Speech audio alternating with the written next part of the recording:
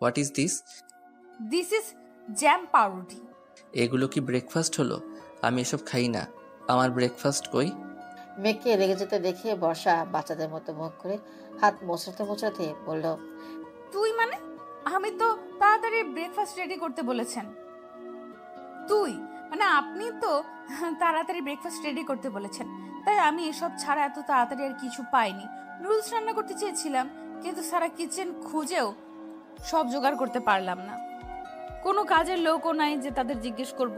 কোনো কথা শুনতে চাই না আমি।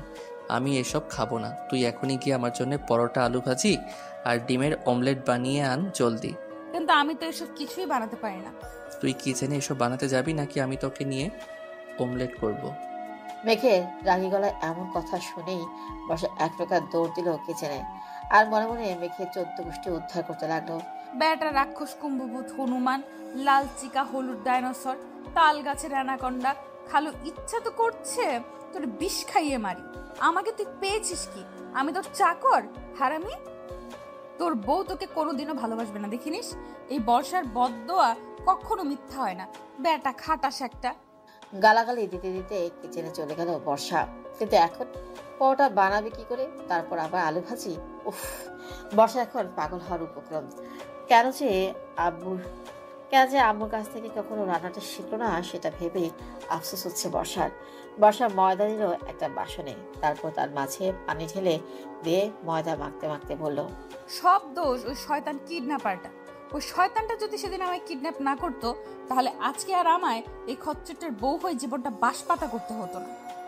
হ্যাঁ, আর আমি কিডন্যাপার, তোকে আমি অভিশাপ দিলাম, তোর উপর যেন কাক পটি করে দেয়, ওপর থেকে যেন গাছের ডাল ভেঙে পড়ে তোর মাথায়, তো সবগুলো বাচ্চা কাচ্চা যেন ন্যাংটা হয়ে জন্ম নেয়। মিলিয়ে নিস বেটা। শয়তান কিডন্যাপার, এই বর্ষার কথা কখনো মিস যায় না। এসব ভুলভাল বকবক করতে করতে ময়দা মাখছে বর্ষা। ময়দা একবার পানি বেশি হচ্ছে তো একবার শক্ত হয়ে যাচ্ছে। এমন করতে করতে 2 কেজি ময়দা মেখে ফেলেছে বর্ষা। বকবক করতে করতে ময়দা মাখা শেষ করে ময়দার দিকে তাকিয়ে চোখ কপালে ওঠার উপক্রম হলো বর্ষার।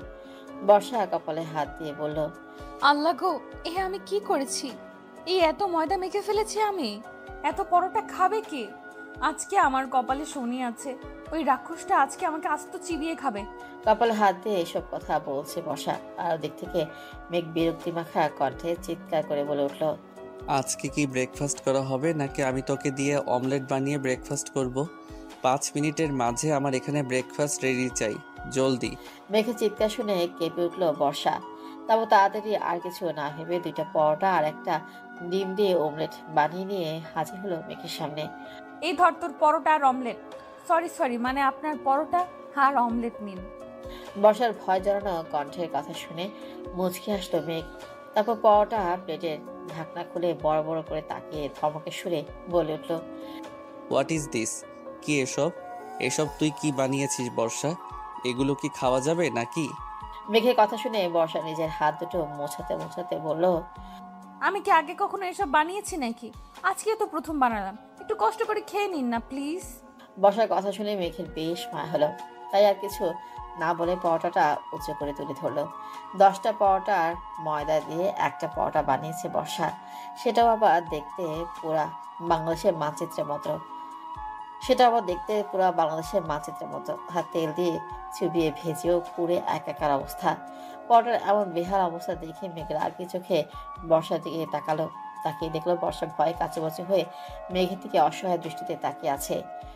বর্ষার বাম গালে আর কপালে ময়দা লেগে আছে। বর্ষার এমন অবস্থা দেখে মেঘ আর কিছু বলল না। পরোটাটা একটুখানি ছিঁড়ে অমলেটটা নিতে গিয়ে হলো আরেক বিপত্তি। অমলেটের মাঝে ডিমের খোসাগুলো যেন মেঘের দিকে তাকিয়ে আছে। মেঘ আর কিছু না বলে অমলেটটা দূরে সরিয়ে রেখে খালি পরোটাটা মুখে দিল। মুখে দিয়ে একটু চিবুতে থুতু করে ফেলে দিল মেঘ। তারপর রাগী গলায় বলল, এসব কি করেছিস কি বর্ষা? এগুলো কি খাওয়া যায় নাকি এসব খাইয়ে আমায় মেরে ফেলার প্ল্যান করেছিস? পরোটায় তো ময়দার চাইতে লবণটাই মনে হয় বেশি দিয়েছিস। মেঘের ধমক খেয়ে বর্ষা বলল, তো জানিসই যখন আমি এসব বানাতে পারি না, তাহলে কাজের লোকদের ছুটি দিলি কেন? এখন নিজের রান্না নিজে করে খা, আমি পারবো না। কথাগুলো বলার সাথে সাথে বর্ষার গালে সজোরে একটা থাপ্পড় মেরে দিল মেঘ। তারপর বর্ষা চুলের মুঠি ধরে টানতে টানতে নিয়ে গিয়ে বাথরুমের ধাক্কা দিয়ে ফেলে দিয়ে বলল, খাবার বানাতে পারিস না তো কি হয়েছে, কাপড় তো ধুতে পারবি। কথাগুলো বলেই উপরে চলে গেল মেঘ। তারপর অনেকগুলো কাপড় চোপড় এনে ছুঁড়ে মারল বর্ষার মুখে। তারপর বলল, এই সবগুলো কাপড় ভালো করে পরিষ্কার করে ছাদে শুকোতে দিবি। তারপর পুরো বাড়ি সুন্দর করে ঝাড়ু দিয়ে মুছে পরিষ্কার করবি, আমি যেন কোথাও একটু ময়লা না পাই।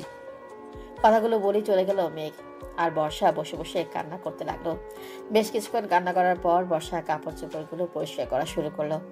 আর মনে মনে বলতে লাগলো, এত রাগ আমার উপর তোর মেঘ? শুধু একটা চর মেরেছিলাম বলে এইভাবে শাস্তি দিচ্ছিস তুই আমায়? একটা থাপ্পড়ের মূল্য এইভাবে আমায় কষ্ট দিয়ে তুলছিস তুই? এই তোর ভালোবাসা আমার প্রতি?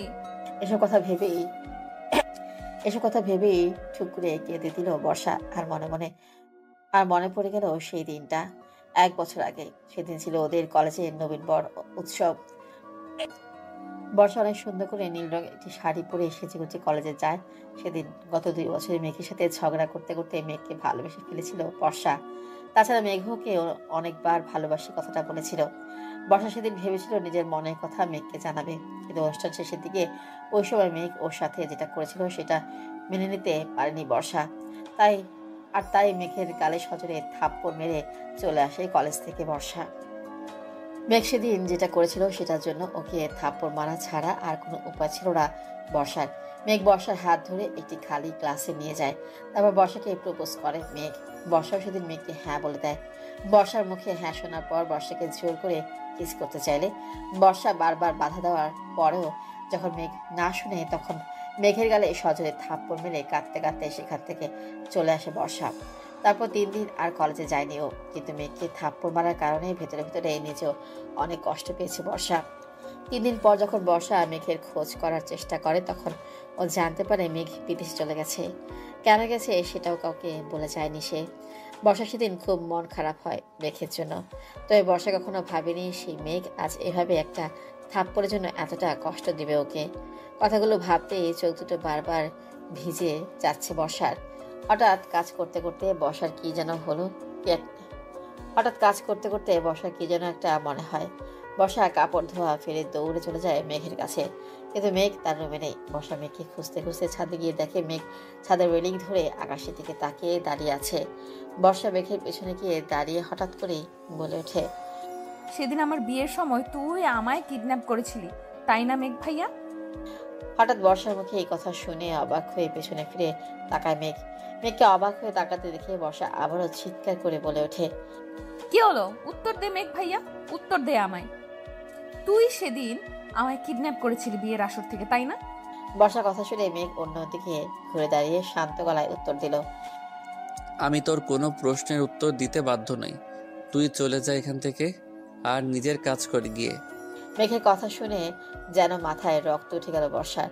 বর্ষা মেঘের হাত ধরে মেঘকে নিজের দিকে ঘুরিয়ে বলতে লাগলো, কেন করলি তুই আমার সাথে এমন? কেন সকলের সামনে আমার চরিত্রে দাগ লাগালি? কেন আমায় এভাবে বিয়ে করার নাম করে কষ্ট দিতে নিয়ে এলি? এই তোর ভালোবাসা আমার প্রতি? কেন এত কষ্ট দিচ্ছিস তুই আমায়? কেন কেন কেন? বর্ষার কথাগুলো শুনে বর্ষাকে ধাক্কা দিয়ে নিজের কাছ থেকে সরিয়ে দিল মেঘ। তারপর তাতে দাঁত চেপে বলল, সিরিয়াসলি তোর মনে হয় বর্ষা যে তোকে আমি কষ্ট দিচ্ছি? তুই আমার সাথে যেটা করেছিস তারপরেও যে তোকে আমি এখনো বাঁচিয়ে রেখেছি, এটাই তোর ভাগ্য। চলে যা আমার সামনে থেকে, নইলে তোর সাথে আমি কি করে ফেলবো আমি নিজেও জানি না। চলে যা আমার সামনে থেকে, চলে যা তুই। মেঘের কথা শুনে অবাক হয়ে বর্ষা বলল, কি করেছি আমি যে তার জন্য তুই আমায় এভাবে শাস্তি দিচ্ছিস? 1 বছর আগে তোর ভুলের জন্য তোর গায়ে একটা চড় মেরেছিলাম বলে তার প্রতিশোধ তুই এভাবে নিচ্ছিস আমার থেকে? তোকে চড় মারার পর আমিও কষ্ট পাচ্ছিলাম, তোর কাছে ক্ষমা চাইবো বলে কলেজে ছুটে গিয়েছিলাম, কিন্তু তুই তার আগেই বিদেশ চলে গেছিলি। মাত্র একটা থাপ্পড়ের জন্য তুই এভাবে প্রতিশোধ নিচ্ছিস আমার থেকে? বর্ষার কথা শুনে মেঘের চেহারা যেন রক্তবর্ণ ধারণ করলো। মেঘের চোখগুলো থেকে যেন মেঘের চোখগুলো থেকে যেন রাগে আগুন বের হচ্ছে। মেঘ বিকট শব্দে হাসতে লাগলো। মেঘকে এভাবে হাসতে দেখে ভয় যেন জমে যেতে লাগলো বর্ষা। হাসতে হাসতে বর্ষার কাছে এগিয়ে এলো মেঘ। তারপর বর্ষার গাল দুটো শক্ত করে চেপে ধরে তাদের দাঁত চেপে বলল, সিরিয়াসলি বর্ষা, তোর সিরিয়াসলি মনে হয় যে আমি শুধু একটি থাপ্পড়ের জন্যে তোর সাথে এমন করেছি? সেদিন ওই থাপ্পড় ছাড়াও তুই আমার সাথে যে কাজটা করেছিলি, তাতে তোর জায়গায় যদি অন্য কেউ হতো, তাকে আমি সেই মুহূর্তেই খুন করে ফেলতাম। কিন্তু তোকে যে আমি ভালোবেসেছিলাম, খুব বেশি ভালোবেসেছিলাম তোকে, তাই পারিনি আমি তোকে খুন করতে, তোর উপরে রাগ বলতে।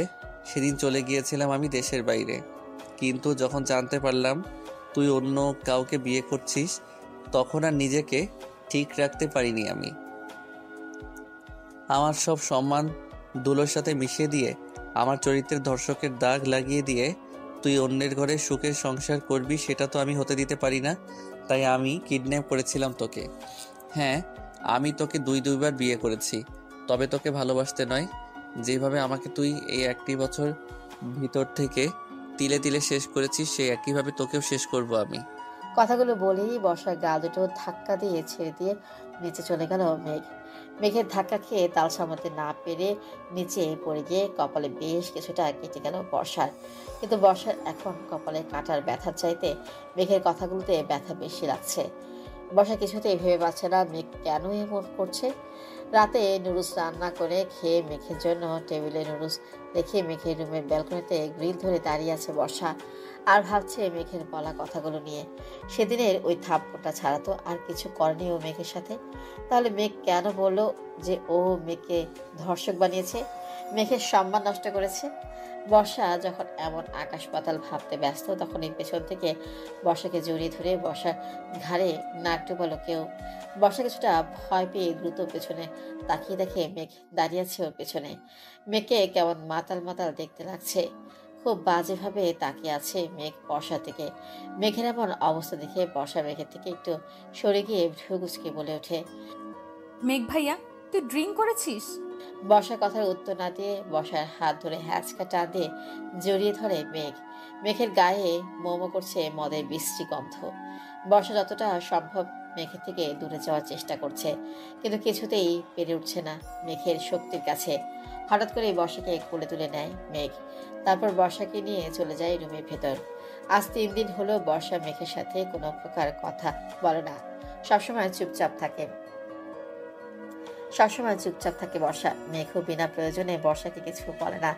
এরই মাঝে বর্ষা হালকা পাতলা রান্নাও শিখে নিয়েছে ইউটিউব দেখে দেখে। বর্ষা একজন সংসারী মেয়ের মতোই নিজের সংসারটাকে আপন করে নিয়েছে। তবে মেঘের প্রতি জমেছে ওর মনে অনেক ঘৃণা। সেদিন রাতে ড্রিঙ্ক করে আসার পর জোর করে স্বামীর অধিকার খাটিয়েছে মেঘ। সকালে উঠে সব ভুলেও গেছে হয়তো, কিন্তু বর্ষা কিছুতেই ভুলতে পারছে না সেদিন রাতের মেঘের অমর হিংস্র আচরণের কথা। দুপুরে খাওয়া দাওয়ার পর বাইরে বাগানে দোলনায় গিয়ে বসে আছেন বর্ষা, আর মেঘ নিজের রুমে ল্যাপটপে কাজ করছে। বর্ষা দোলনায় দোল খাচ্ছে আর ওর সাথে ঘটে যাওয়া গত কয়েকদিনের কথাগুলো ভাবছে। হঠাৎ কারো ডাকে ধ্যান ভাঙে বর্ষার। কেমন আছো বর্ষা? লোকটার কথা শুনে মাথা তুলে সামনের দিকে তাকিয়ে বর্ষা দেখে ওর সামনে দাঁড়িয়ে আছে নিলয়।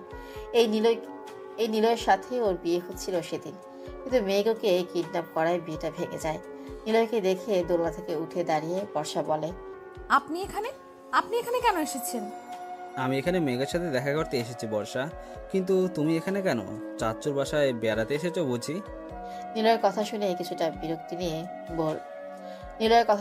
বিরক্তি নিয়ে বর্ষা বলল, না, আমি এই বাড়ির বউ। মেঘের সাথে বিয়ে হয়েছে আমার। আপনি ভেতরে যান, মেঘ ভেতরেই আছে। হোয়াট? তুমি এসব কি বলছো বর্ষা? তোমার বিয়ে হয়েছে, তাও আবার মেঘের সাথে? মেঘ এত কিছুর পরেও তোমায় বিয়ে করলো? নিলয়ের কথা শুনে ভ্রু কুঁচকে তাকালো বর্ষা, তারপর জিজ্ঞাসা দৃষ্টিতে তাকিয়ে বলল, এত কিছুর পরে বিয়ে করলো মানে? কি বলতে চান আপনি? বর্ষার কথা শুনে কিছুটা থতমত খেয়ে নিলয় বলল, না মানে আমি আসলে বলতে চাইছিলাম যে সেই দিন বিয়ের আসর থেকে কোথায় চলে গিয়েছিলে তুমি বর্ষা? আমি কত খুঁজেছি তোমায়। নিলয়ের কথায় বর্ষা কিছু বলবে তার আগে মেঘ বাসা থেকে বের হতে হতে বলে উঠল, নিলয়, তুই এখানে কখন এলি দোস্ত? এই তো এখনই আসলাম দোস্ত। তুই নাকি বর্ষাকে বিয়ে করেছিস, এটা কি সত্যি মেঘ? নিলয়ের কথা শুনে মেঘ বর্ষার দিকে একবার ফিরে তাকিয়ে তারপর নিলয়ের হাত ধরে নিয়ে বাইরের দিকে যেতে যেতে বলল, চল নিলয়, তোর সাথে আমার অনেক কথা আছে, বাইরে থেকে একবার ঘুরে আসি চল। কথাগুলো বলেই নিলয়কে নিয়ে চলে গেল মেঘ। বর্ষার কেন জানি না নিলয়ের কথাগুলো শুনে কিছুটা খটকা লাগলো মনে। আর মনে হলো নিলয় নিশ্চয়ই কিছু লুকানো আর মনে হলো নিলয় নিশ্চয়ই কিছু লুকালো ওর থেকে। নিলয়কে নিয়ে একটা কফি শপে গিয়ে বসলো মেঘ। কফি শপে বসতেই নিলয় কিছুটা উত্তেজিত কণ্ঠে বলে উঠল, মেঘ, তোর সাথে বর্ষা এতটা খারাপ আচরণ করার পরও তুই কেন বিয়ে করলে ওকে? তুই কি 1 বছর আগের সেই কথাগুলো ভুলে গেছিস? তোকে কি করে সবার সামনে ধর্ষণ প্রমাণ করে মার খাইয়েছিল বর্ষা? নিলয়ের কথা শুনে রাগী গলায় মেঘ বলল, মেঘের ভুলিনি, কিছুই ভুলিনি আমি। সেদিনের কথা ভুলে যাইনি বলেই আমি বর্ষাকে বিয়ে করেছি। আমার ভালোবাসার মূল্য ও আমায় যেভাবে দিয়েছিল তার প্রতিশোধ নিব আমি ওর থেকে। তাই তো ওর বিয়ের দিন ওকে কিডন্যাপ করে ওর বিয়ে ভেঙে দিয়েছি আমি। কথা শুনে রাগের সাথে অবাক হয়ে নিলয় ভাবলো, কি বলছিস তুই মেঘ? সেই দিন তুই বর্ষায় কিডন্যাপ করেছিলি ওর বিয়েটা ভেঙে দিতে, কিন্তু তুই কেন এমন করলি মেঘ? এতে তোর লাভটা হলো কি? আমি বর্ষাকে ভালোবাসি, সেটা আর কেউ না জানলেও তুই খুব ভালো করে জানতি নিলয়। তবে বর্ষাকে আমি ভালোবেসে বিয়ে করিনি। ওকে বিয়ের আসর থেকে তুলে এনে ওর গায়ে আমি কলঙ্কের কালি লাগিয়েছি। তারপর বিয়ে করেছি ওকে তিলে তিলে কষ্ট দিব বলে। যেভাবে এই 1টি বছর বিনা দোষে ধর্ষক হওয়ার কষ্ট পেয়েছি আমি, ঠিক সেইভাবেই কষ্ট দিব আমি ওকে।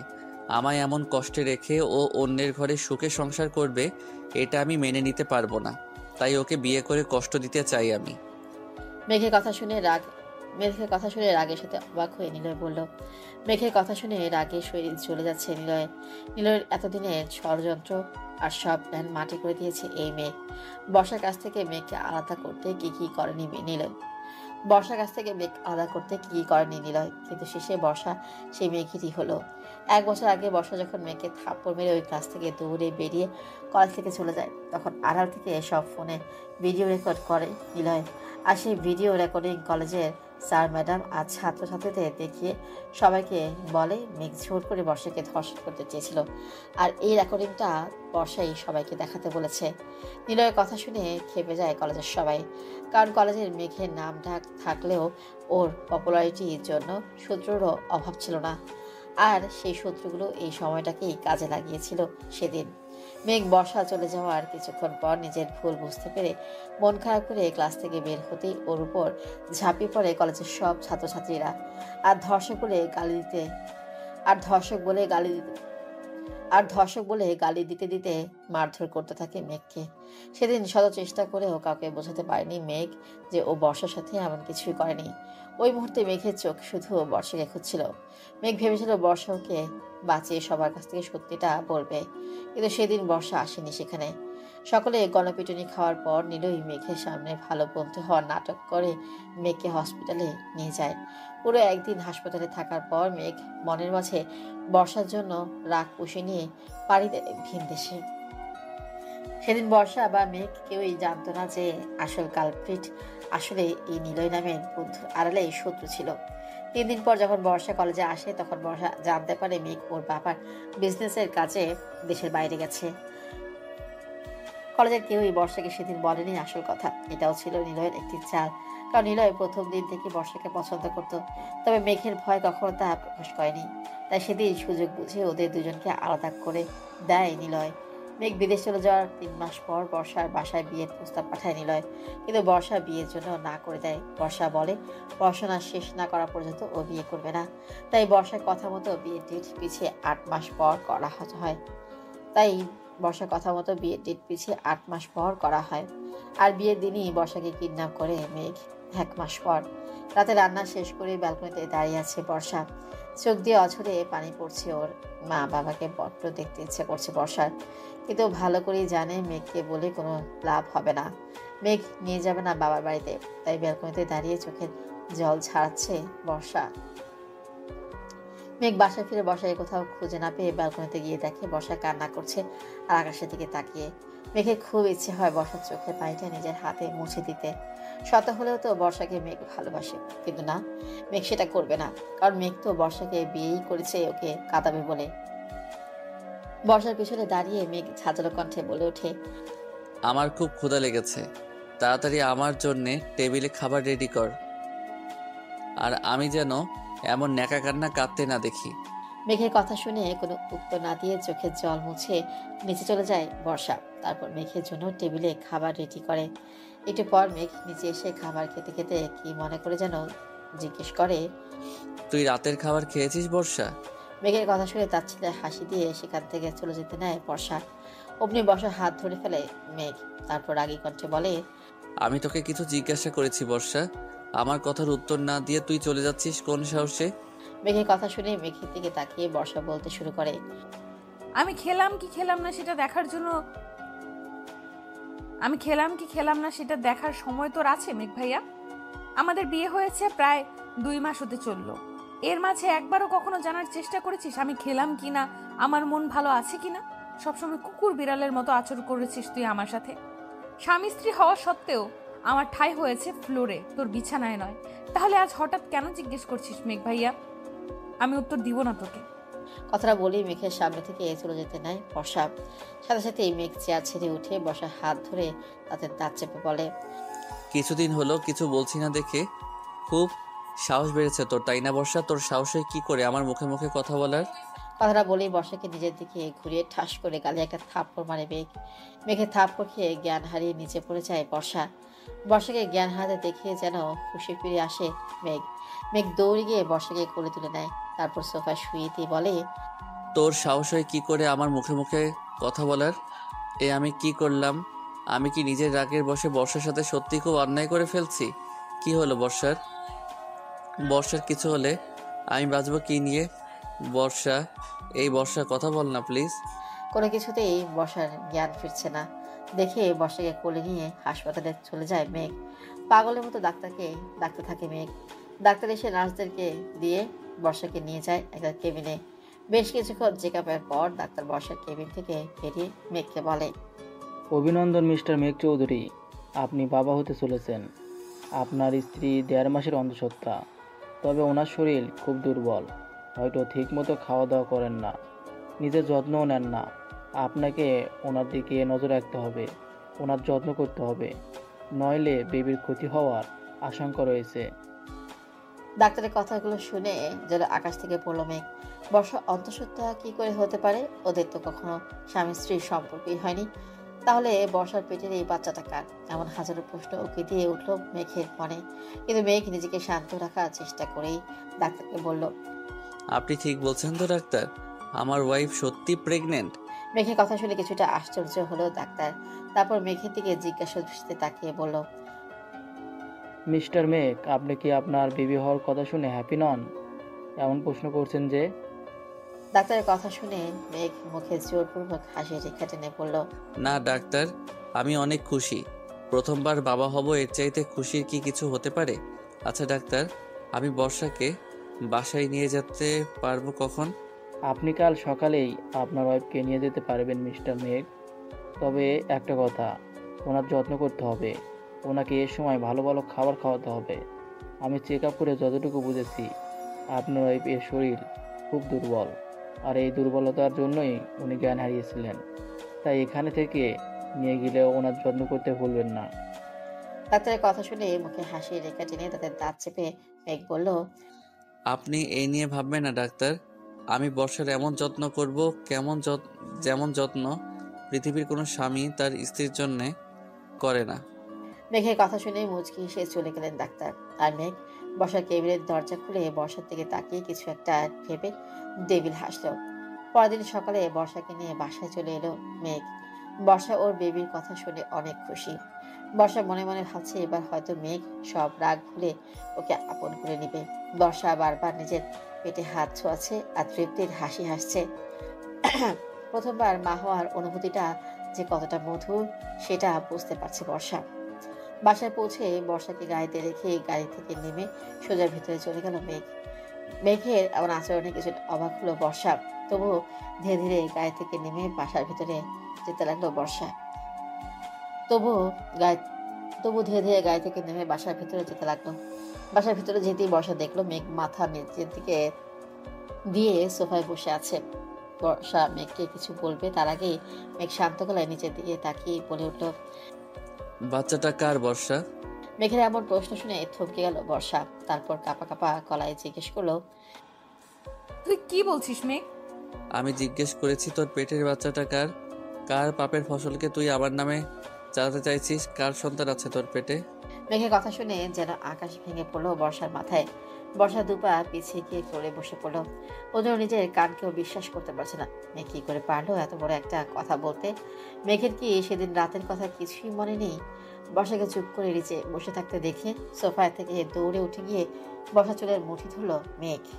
তারপর তাতে দাঁত চেপে বলল, আর কত ঠকাবি আমায় তুই বর্ষা? কলেজে একটা কিস করতে চেয়েছিলাম বলে তুই আমায় থাপ্পড় মেরেছিলি। আমায় থাপ্পড় মারার পর আমি যখন নিজের ভুল বুঝতে পেরে তোর কাছে ক্ষমা চাইবো বলে ঠিক করি, তখন তুই কলেজের সবাইকে উস্কে দিয়ে আমায় ধর্ষক বানিয়ে গণপিটুনি খাইয়েছিলি। তবুও তোকে ভালোবাসতাম বলে সেই তোকে বিয়ে করেছি আমি। কিন্তু তুই আমার বউ হওয়া সত্ত্বেও কি করে পারলি অন্য কারোর সাথে অবৈধ সম্পর্ক করে তার সন্তানের মা হতে? কেন এভাবে ঠকালি তুই আমায়? কেন বর্ষা, কেন বল আমায়? কার বাচ্চার মা হতে চাচ্ছিস তুই? তোর পেটে কার পাপের ফসল বেড়ে উঠছে? মেঘের কথাগুলো যেন ধারালো ছুরির মতো বিচ্ছে বর্ষার গায়ে। বর্ষা নিজের শরীরের সমস্ত শক্তি মেঘকে নিজের থেকে সরিয়ে ঠাস করে একটা থাপ্পড় মেরে দিল মেঘের গালে। তারপর কিছু না বলেই কাঁদতে কাঁদতে চলে গেল ফাঁকা একটা রুমে। আর ভেতর থেকে দরজা লাগিয়ে দিয়ে পাগলের মতো কাঁদতে লাগলো। এদিকে বর্ষা মেঘে থাপ্পড় মেরে চলে যাওয়ার পর মেঘও ফ্লোরে বসে কাঁদতে লাগলো আর বলতে লাগলো, কেন বর্ষা, কেন কেন এভাবে ঠকালি আমায়? কি অপরাধ ছিল আমার যে সারাটা জীবন শুধু আমায় ঠকিয়েই গেলি? আমি তোকে ছাড়বো না বর্ষা। তোর পেটের ওই অবৈধ বাচ্চা সহ তোকে জ্বালিয়ে পুড়িয়ে শেষ করে দিব আমি। সারাদিন বাসায় ছিল না মেঘ। সকালে বর্ষাকে বাসায় নিয়ে আসার পরেই বেরিয়ে যায় ও। বর্ষা সারাদিন একটি রুমে দরজা দিয়ে থেকেছে আর চিন্তা করছে ওর ঠিক কি করা উচিত এই মুহূর্তে।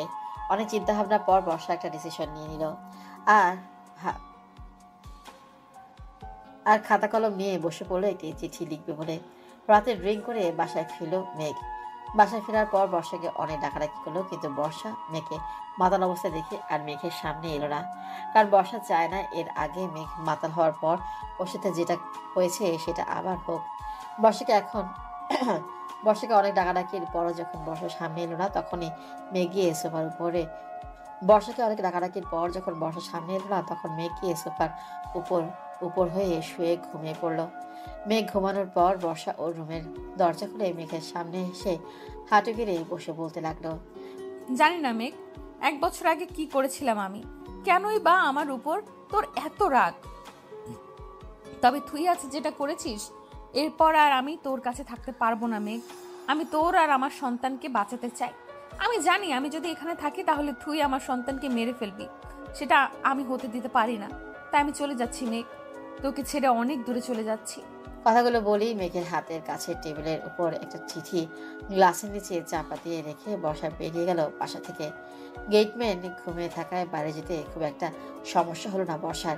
সকালে সূর্যের আলো মুখে এসে লাগায় ঘুম ভাঙলো মেঘের। ঘুম ভাঙতেই ধীরে ধীরে চোখ টলতে টলতে উঠে বসলো মেঘ। তারপর আশেপাশে তাকিয়ে দেখলো ও বাইরের রুমে সোফাতেই ঘুমিয়ে পড়েছে। মেঘ মনে করার চেষ্টা করলো রাতে ওর সাথে কি হয়েছে, কিন্তু মেঘের কিছুই মনে নেই। মেঘ সোফা ছেড়ে উঠে যাবে তখনই ওর চোখ পড়লো বর্ষা রেখে যাওয়া সেই চিঠির দিকে। মেঘ ভ্রু কুঁচকে চিঠিটা হাতে নিয়ে চিঠিটা খুলে পড়তে শুরু করলো।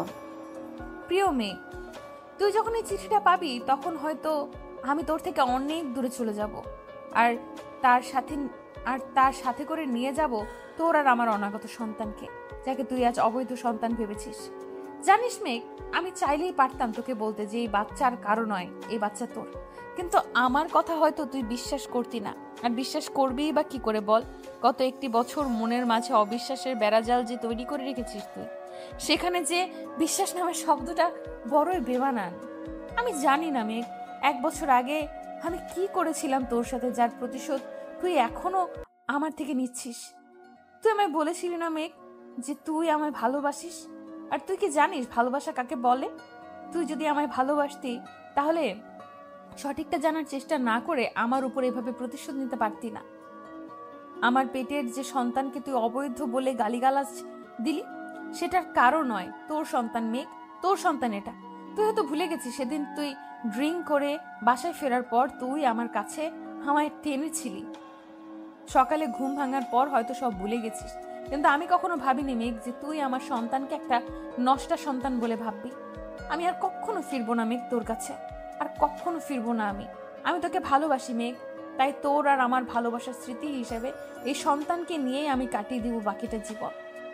তুই যেখানেই থাকিস ভালো থাক, কিন্তু আমায় আর খোঁজার চেষ্টা করিস না মেঘ।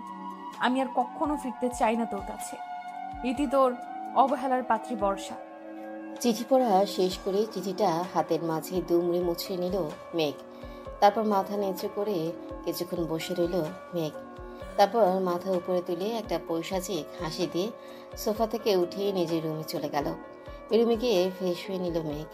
ফ্রেশ হয়ে এসে ফোন হাতে নিয়ে বর্ষার বাড়িতে ফোন করলো মেঘ। হ্যালো, কে বলছেন? আসসালামু আলাইকুম আঙ্কেল, আমি মেঘ বলছি। বর্ষা কি আপনার ওখানে আছে? ওয়ালাইকুম আসসালাম। হ্যাঁ মেঘ বাবা, বর্ষা এখানেই আছে, সকালেই তো এলো। কেন, তোমায় বলে আসেনি? জি আঙ্কেল, বর্ষা আমায় বলেই গেছে। আসলে আমি ফোন করে শিওর হচ্ছিলাম ও ভালোভাবে গিয়ে পৌঁছেছে কিনা। ওকে আঙ্কেল, এখন তাহলে রাখি, আল্লাহ হাফেজ। কথাগুলো বলেই আশরাফ খানকে আরো কিছু বলার সুযোগ না দিয়েই ফোনটা কেটে দিল মেঘ। তারপর বাঁকা হেসে আলমারি থেকে কাপড় চোপড় বের করে পরে নিয়ে রেডি হলো। রেডি হয়ে গাড়ি নিয়ে বেরিয়ে পড়লো মেঘ। বিকাল 3টা। বর্ষা ওদের বাসার ছাদে দাঁড়িয়ে আছে আর ভাবছে গতকাল রাতের কথা। কালকে রাতে বর্ষা যখন চিঠি লিখে রেখে মেঘের বাসা থেকে বেরিয়ে আসে, তখন রাস্তায় কিছুক্ষণ হাঁটার পরেই বর্ষার পিছু নেয় কয়েকজন নেশাখোর লোক। বর্ষা বেশ ভয় পেয়ে যায় লোকগুলোকে দেখে। বর্ষা দৌড়াতে থাকে ফুটপাত ধরে।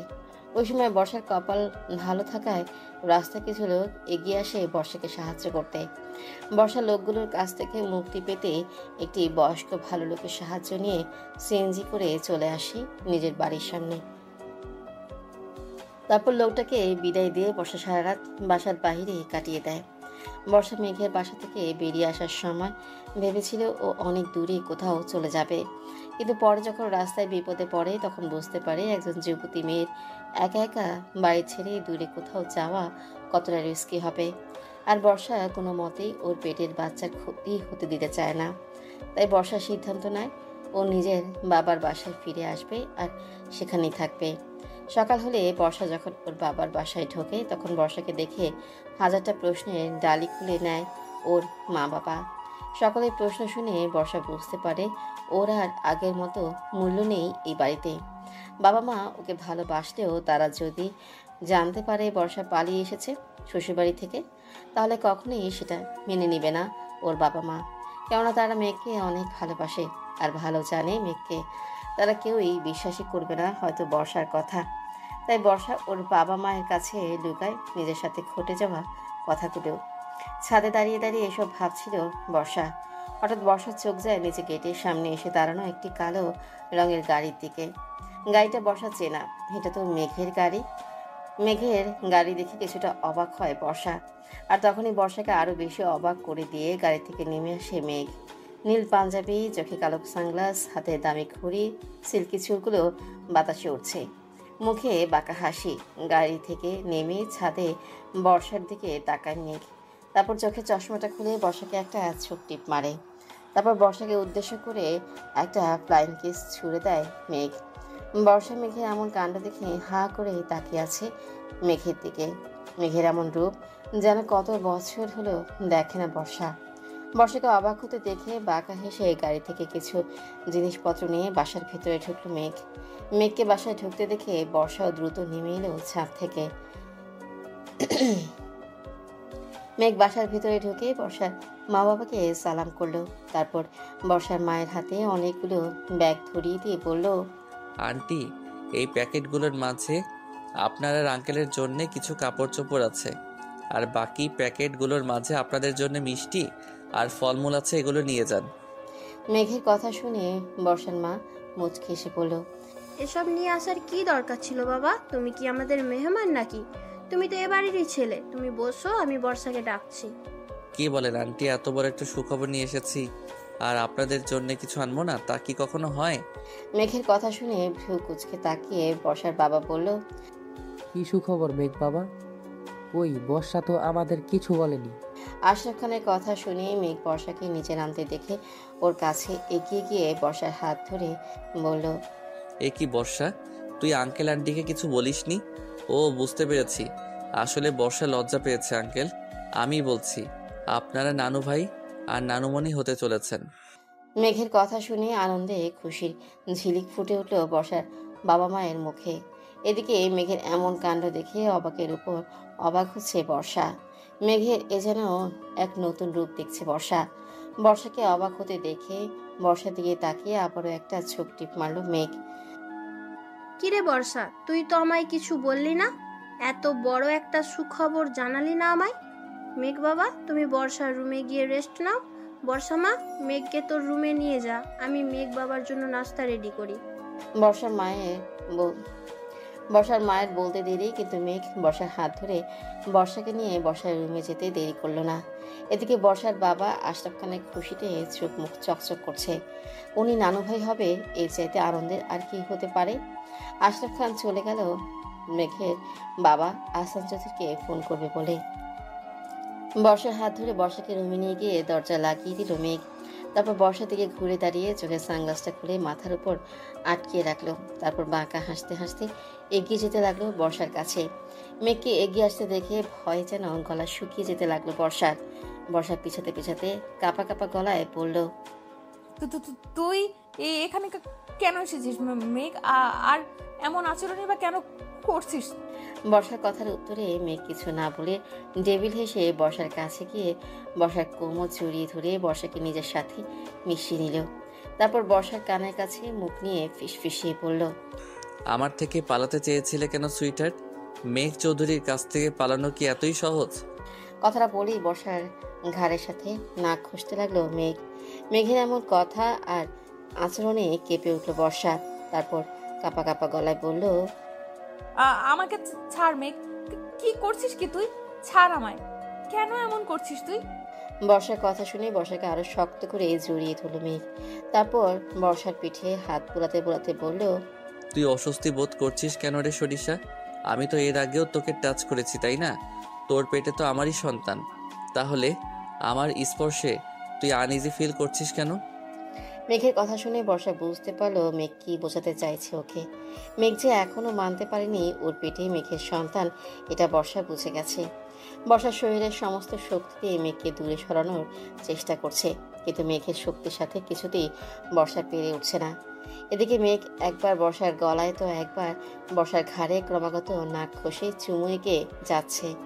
বর্ষার অস্বস্তির সীমা যেন পার হয়ে যাচ্ছে। বর্ষা যখন কিছুতেই মেঘের শক্তির সাথে পেরে উঠছে না, তখন বর্ষা অঝরে কাঁদতে শুরু করলো। কাঁদতে কাঁদতে বর্ষার শরীর কেমন নিস্তেজ হয়ে আসছে। একে তো বর্ষা ঠিক মতো খাওয়া দাওয়া না করে করে না, তার উপর ওর শরীর খুব দুর্বল। বর্ষাকে নিস্তেজ হয়ে পড়তে দেখে বর্ষাকে ছেড়ে দিয়ে কোলে তুলে নিল মেঘ। তারপর বিছানায় নিয়ে গিয়ে শুইয়ে দিল। বিছানায় শুইয়ে দিতেই বর্ষা কাঁপা কাঁপা গলায় একটা কথাই বলল, যদি বিশ্বাস করতে না পারিস তাহলে ভালোবাসার দাবি নিয়ে আসিস না, কারণ বিশ্বাস না থাকলে কখনো ভালোবাসা হয় না। এতটুকু বলেই চোখ বন্ধ করে নিস্তেজ হয়ে ঘুমের রাজ্যে পাড়ি দিল বর্ষা। বর্ষার বলা কথাটা যেন তীরের মতো গিয়ে বিঁধল মেঘের বুকে। বর্ষার বলা কথাটা যেন তীরের মতো গিয়ে বিঁধল মেঘের বুকে। মেঘ কিছুক্ষণ বর্ষার কাছে এসে বর্ষার দিকে অপলক তাকিয়ে রইল। এই কয়েকদিনের মাঝেই বর্ষার চেহারাটা কেমন জানি হয়ে গেছে, আগের উজ্জ্বলতা নেই। মুখটা কেমন ফ্যাকাশে হয়ে গেছে বর্ষার দিকে কিছুক্ষণ অপলক তাকিয়ে থেকে মেঘের চোখ থেকেও ঝরে পড়লো দুফোঁটা পানি। মেঘ নিজের চোখটা মুছে নিয়ে বর্ষার গায়ে চাদর টেনে দিয়ে দরজা খুলে কোথায় যেন চলে গেল। বর্ষার মা বারবার জিজ্ঞেস করায় মেঘ বলল, জরুরি একটা কাজে যাচ্ছে, তাড়াতাড়ি ফিরবে। রাত 10টা। বর্ষার ঘুম ভাঙলো মুখের উপর কারো গরম নিঃশ্বাস আর কয়েক ফোঁটা পানি পড়ার কারণে। বর্ষার চোখ বন্ধ অবস্থাতেই সামনের মানুষটার দিকে হাত বাড়ালো, কিন্তু হাতে কারো স্পর্শ পেল না বর্ষা। তাই চোখ মেলে তাকিয়ে চারিদিকে ভালো করে দেখতে লাগলো, কিন্তু রুমে বর্ষা ছাড়া আর কেউ নেই। বর্ষা কিছুটা অবাক হলো, কারণ ও পুরোপুরি অনুভব করেছে ওর মুখের উপর কেউ ছিল, আর সে হয়তো কান্না করছিল, আর তার চোখের পানি বর্ষার মুখের উপর পড়েছে। বর্ষা হাত দিয়ে নিজের গালে স্পর্শ করে দেখলো সত্যি ওর গালে কয়েক ফোঁটা পানি লেগে আছে। কিন্তু বর্ষা কিছুতেই বুঝতে পারছে না কে ছিল ওর রুমে। বর্ষা বিছানা ছেড়ে উঠে বাইরে বের হলো। বাইরে বের হয়ে বর্ষা দেখলো মেঘ বর্ষার মা বাবার সাথে একসাথে বসে গল্প করছে। বর্ষাকে দেখে ওর মা বলে উঠল, বর্ষা মা, তুই উঠেছিস? এখন শরীর কেমন লাগছে তোর? হুম, ভালো লাগছে আম্মু। আমি এতক্ষণ সময় ধরে ঘুমালাম, তোমরা আমায় ডাকলে না কেন? আমরা ডাকতে চেয়েছিলাম বর্ষা, কিন্তু মেয়ে। এতটুকু বলতেই বর্ষার মাকে থামিয়ে দিয়ে মেঘ বলল, আন্টি আপনি বর্ষার খাবার রেডি করুন, ওর শরীর এমনিতেই দুর্বল, তার উপর অনেকক্ষণ হলো কিছু খাইনি। আর বর্ষা, তুই ঘুম থেকে উঠে ফ্রেশ হয়েছিস নাকি অমনি বাইরে বেরিয়ে এলি? মেঘের কথা শুনে বর্ষার মা বর্ষার খাবার বাড়তে চলে গেলেন। আর বর্ষা মেঘের কথার কোনো উত্তর না দিয়ে রুমে চলে গেল ফ্রেশ হতে। ওয়াশরুম থেকে ফ্রেশ হয়ে বেরিয়ে বর্ষা দেখলো মেঘ ওর জন্য খাবার নিয়ে বসে আছে। মেঘের এমন কাণ্ড দেখে বর্ষা যেন অবাকের উপর অবাক হচ্ছে। মেঘ কেন এমন করছে সেটা কিছুই বুঝতে পারছে না বর্ষা। বর্ষাকে চুপ করে দাঁড়িয়ে থাকতে দেখে মেঘ নরম সুরে বলল, এখানে খাবার রাখা আছে, বর্ষা এসে খেয়ে নে। আর কালকে সকালেই আমার সাথে বাসায় যাবি তুই, তাই তাড়াতাড়ি খেয়ে ঘুমিয়ে পড়। মেঘের কথা শুনে রাগ দেখিয়ে বর্ষা বলল, তুই কেন এসেছিস এখানে? চলে যা এখান থেকে। আমি আর কোনোদিন ওই বাসায় ফিরবো না। তোর সাথে কোনো সম্পর্ক নেই আমার। চলে যা আমার সামনে থেকে তুই। বর্ষার কথা শুনে ডেভিড হাসলো মেঘ। তারপর বিছানা ছেড়ে উঠে দাঁড়িয়ে বাইরে যেতে যেতে বলল, আমি ছাদে যাচ্ছি, 15 মিনিট পর রুমে আসবো। এসে যদি দেখি তুই এখনো খাবার খাসনি, তাহলে তোর আর তোর অনাগত বাচ্চার জন্যে খাবার আর তো তাহলে তোর আর তোর অনাগত বাচ্চার জন্য ব্যাপারটা ভালো হবে না। মেঘের কথা শুনে রাগে যেন শরীর জ্বলে যাচ্ছে বর্ষার। বর্ষার রাগী গলায় বলে উঠল, কি করবি তুই? আর কি করার বাকি রেখেছিস তুই? কেন এসেছিস এখানে? কি চাস তুই? কি চাস মেঘ? তোকে চাই, তুই চাস বা না চাস, তোকে আমার সাথে থাকতে হবে আমার বাসায়। তাই বেশি কথা না বলে খেয়ে দেখে ঘুমিয়ে পড়, সকালে আমার সাথে বাসায় যাবি। যাবো না আমি ওই বাসায়। কি করবি তুই? হ্যাঁ, কি করবি? বর্ষার কথা শুনে ডেভিল হেসে বর্ষার কাছে এগিয়ে এসে মেঘ ফিসফিসিয়ে বলল, বেশি কিছু করব না সুইটার, শুধু আমার শ্বশুর শাশুড়ি আর তোর প্রতিবেশীদের বলবো তোর পেটের বাচ্চাটা আমার নয়, ওটা তোর অবৈধ সম্পর্কের ফসল। মেঘের কথা শুনে মুখ ছিটকিয়ে বর্ষা বলে উঠল, ছি। বর্ষা ছি বলা শুনে মেঘ আর কিছু না বলে রুম থেকে বেরিয়ে গেল। মেঘের বাসার বাগানে দোলনায় বসে আছে বর্ষা, আর এক নজরে তাকিয়ে আছে সুইমিং পুলের পানির দিকে। বর্ষা সাঁতার জানে না। বর্ষার ইচ্ছে করছে সুইমিং পুলের পানিতে ঝাঁপ দিয়ে আত্মহত্যা করতে, কিন্তু পেটের সন্তানের কথা চিন্তা করে বর্ষা সেটাও পারছে না। বর্ষার চোখ থেকে গড়িয়ে পড়ছে টপ টপ করে পানি, যে পানিতে ভিজে যাচ্ছে বর্ষার গায়ের ওড়না। সেদিকে বর্ষার কোনো ভ্রুক্ষেপ নেই। 3 দিন আগে বর্ষাকে নিয়ে মেঘ বাসায় আসার পর থেকে একটা কথাও বলেনি মেঘ বর্ষার সাথে। সারাটা দিন বোবার মতো বর্ষা এখানে এখানে বসে কাটায়। বাসার একটা কাজের মহিলাও নেই যার সাথে একটু কথা বলে সময় কাটাবে বর্ষা। নিজেকে আজকাল কাঠের পুতুল মনে হয় বর্ষার। মেঘ সেই সকালে হোটেল থেকে খাবার এনে নিজে খেয়ে বর্ষার জন্য রেখে চলে যায়। আবার দুপুরে খাবার নিয়ে বাসায় ফেরে, নিজে খেয়ে বর্ষার জন্য টেবিলে খাবার রেখে অন্যদিকে ঘুরে বর্ষাকে খেতে বলে হনহন করে চলে যায় মেঘ। এর আগে মেঘ বর্ষাকে মারধর করলেও কথা বলতো। বর্ষার কাছে যেন সেই দিনগুলি ভালো ছিল। মেঘ এখন খাওয়ার কথা ছাড়া একটা কথাও বলে না বর্ষার সাথে। এই 3টা দিন হলো 3টা বছরের সমান। এই 3টা দিন যেন 3টি বছরের সমান মনে হয় বর্ষার কাছে। এসব কথা ভাবছে আর অঝরে কান্না করছে বর্ষা। চোখের অশ্রুগুলো যেন আর বাঁধ মানছে না। হঠাৎ মেঘে ডাকে ধ্যান ভাঙলো বর্ষার।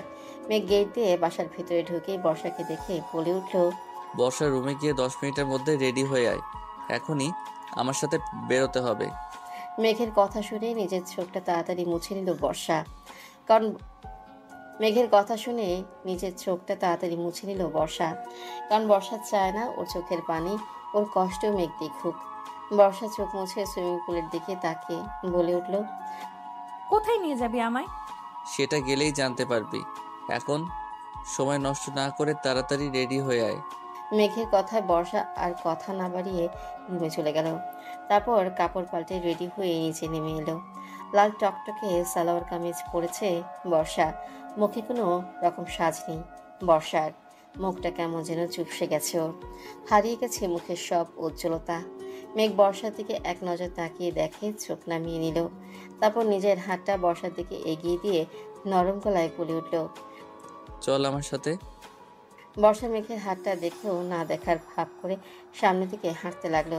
মেঘও আর কিছু না বলে বর্ষার সাথে গিয়ে গাড়ির দরজা বর্ষার জন্য খুলে দিল। বর্ষা কোনো কথা না বলে সোজা গিয়ে গাড়িতে উঠে বসলো। তারপর মেঘও ড্রাইভিং সিটে বসে গাড়ি চালাতে লাগলো। গাড়ি চলতে লাগলো আপন গতিতে। কিছুক্ষণ পর হাসপাতালের সামনে গিয়ে থামলো গাড়ি। বর্ষা অবাক হয়ে মেঘের দিকে তাকিয়ে জিজ্ঞেস করলো, আমরা হসপিটালে কেন এলাম? এসেছি যখন তখন অবশ্যই কোনো দরকার আছে। গাড়ি থেকে নাম আর চল আমার সাথে।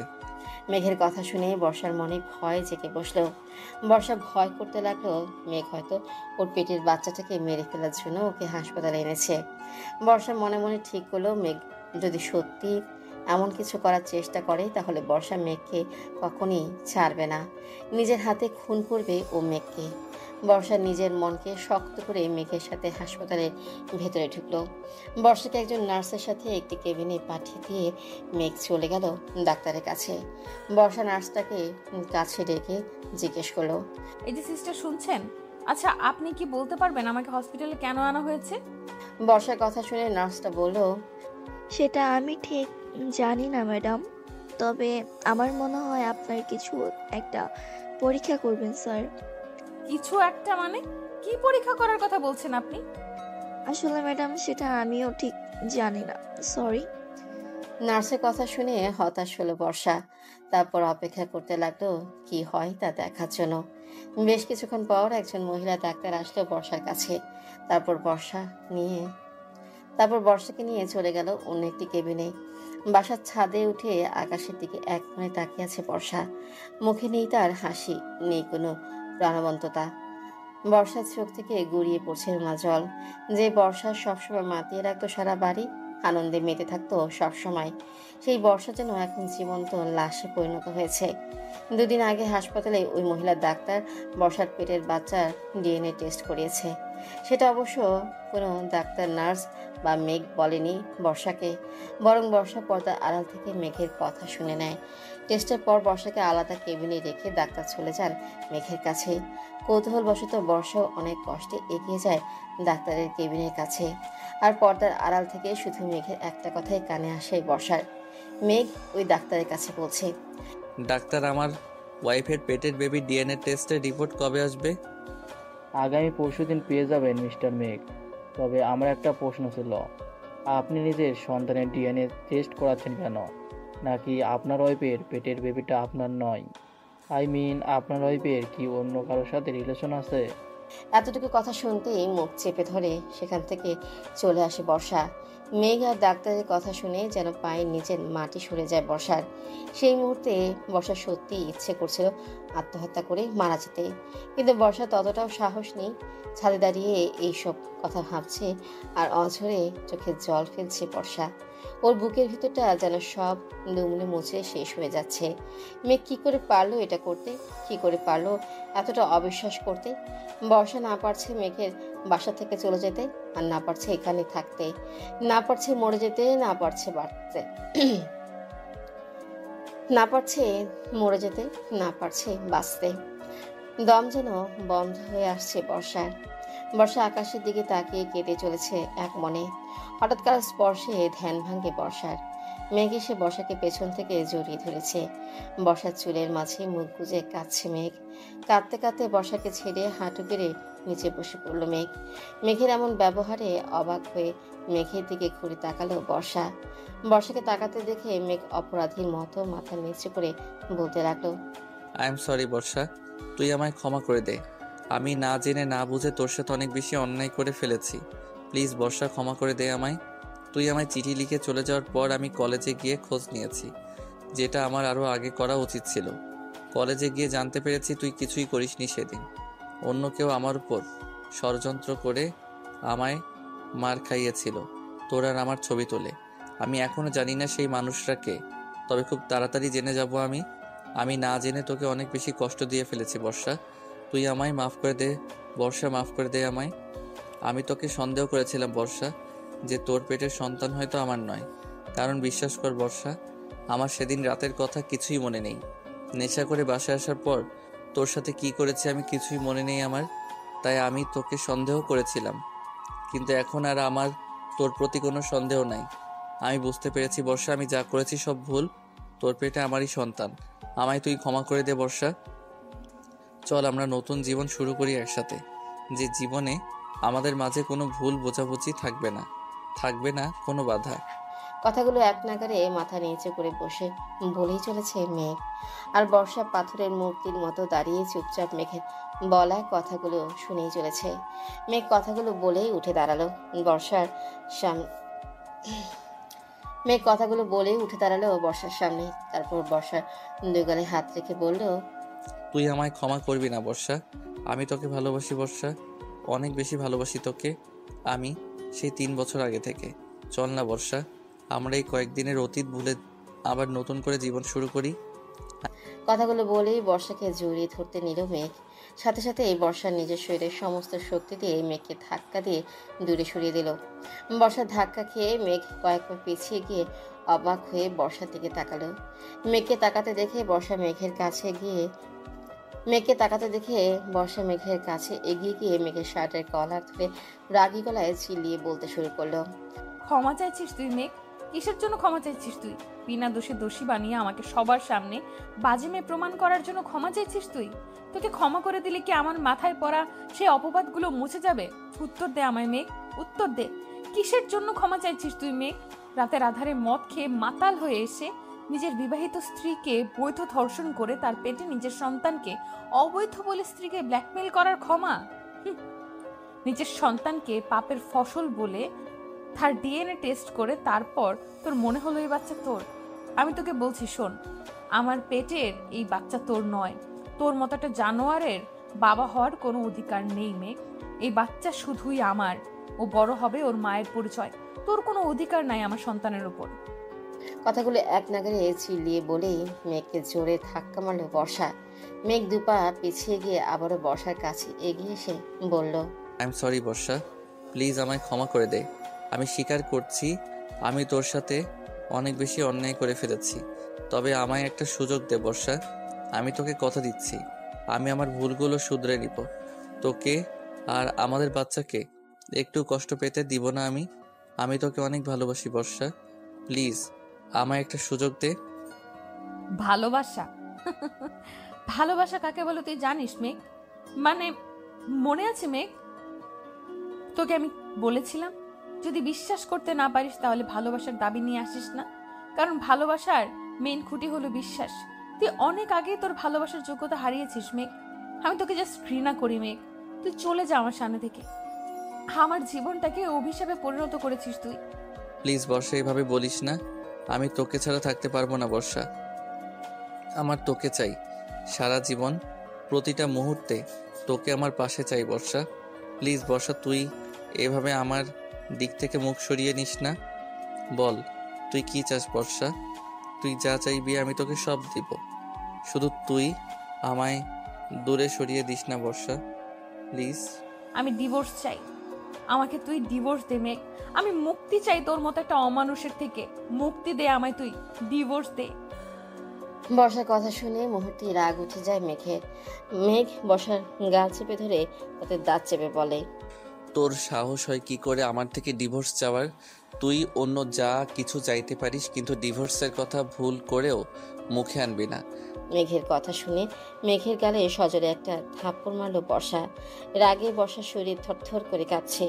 থাপ্পড় মেরে বর্ষা আবারও মেঘের শার্টের কলার চেপে ধরে বলতে লাগলো, তোর কোনো অধিকার নেই আমার উপর জোর খাটানোর। তুই যদি আমায় ডিভোর্স না দিস তো আমি তোকে ডিভোর্স দেবো মেঘ। তোর মুখ দেখতেও ঘৃণা করছে আমার। তোর এই আবেগী কথাগুলো কাটা হয়ে ফুটছে আমার গায়ে। তোর সাথে থাকা আমার পক্ষে সম্ভব নয়। আমি মুক্তি চাই তোর থেকে। কথাগুলো বলেই মেঘের কলার ছেড়ে দিয়ে ছাদ থেকে নিচে নামতে নিল কথাগুলো বলেই মেঘের কলার ছেড়ে দিয়ে ছাদ থেকে নিচে নামতে নিল বর্ষা। সাথে সাথে মেঘ বর্ষার হাত ধরে বর্ষাকে কোলে তুলে নিল। বর্ষা মেঘের এমন কাণ্ডে অবাক হয়ে মেঘকে এক নাগারে তেল খুশি মারতে লাগলো, কিন্তু তাতে মেঘের কিছু আসেই যায় না। মেঘ বর্ষাকে কোলে নিয়ে বর্ষার রুমে, এতদিন বর্ষা মেঘের সাথে না থেকে আলাদা রুমে থাকতো, মেঘের ইচ্ছায় সেই রুমে গিয়ে নামিয়ে দিল। তারপর বাইরে থেকে দরজা লাগিয়ে বলল, আমি তোকে এতদিন সন্দেহ করে কষ্ট দিয়ে জোর করে আমার কাছে রেখেছিলাম, আর এখন থেকে তোকে ভালোবেসে আমার সাথে রাখার জন্যে তোকে জোর করে আমার কাছে রাখবো। আমার থেকে দূরে যেতে দিব না আমি তোকে। তুই আমার কাছেই থাকবি, সেটা তোর ইচ্ছাই হোক বা অনিচ্ছাই। কথাগুলো বলেই সেখান থেকে চলে গেল মেঘ। বর্ষা দরজায় বাড়ি দিতে দিতে অনেক ডাকলো মেঘকে দরজা খুলে দিতে, কিন্তু মেঘ শুনেও বর্ষার কথা শুনল না। রাতের খাবার একটি প্লেটে রেডি করে নিয়ে বর্ষার রুমে ঢুকলো মেঘ। রুমে ঢুকে দেখলো বর্ষা কাঁদতে কাঁদতে ফ্লোরে বসে খাটের সাথে হেলান দিয়ে ঘুমিয়ে পড়েছে। মেঘ খাবারের প্লেটটা টেবিলে রেখে বর্ষাকে কোলে তুলে নিল। তারপর বিছানায় বসে শক্ত করে বুকে জড়িয়ে ধরল ঘুমন্ত বর্ষাকে। মেঘ এতটা শক্ত করে এই বর্ষাকে ধরেছে যে মনে হচ্ছে যেন বর্ষার হাড়গুলো সব ভেঙে যাবে। বর্ষার ঘুম ভাঙতে এই বর্ষা মেঘকে নিজের থেকে দূরে সরাতে ব্যস্ত হয়ে পড়ল, কিন্তু মেঘকে ও এক চুলো নাড়াতে পারল না। বর্ষার ছটফটানো বুঝতে পেরে বর্ষাকে ছেড়ে দিল মেঘ। তারপর বর্ষার দিকে তাকিয়ে অভিমানী গলায় বলল, তুমি এমন কেন বউ? একটুখানি জড়িয়েও ধরতে দিবা না? আমার 10টা না 5টা না একটা মাত্র বউটাকে এত হিংসে কেন তোমার? মেঘের এমন কথা শুনে ব্যাকুল হয়ে গেল বর্ষা। মেঘ এমন